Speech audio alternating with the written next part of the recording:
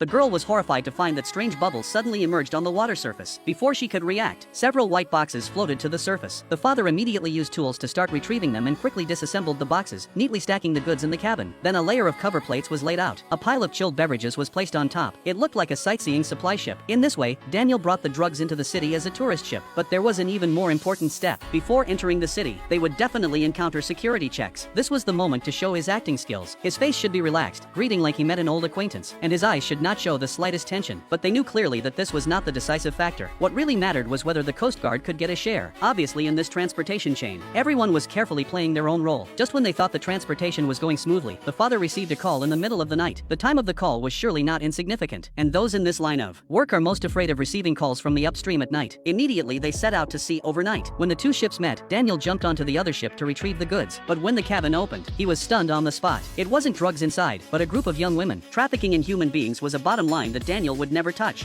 We don't transport human cargo. No? Okay, not yours.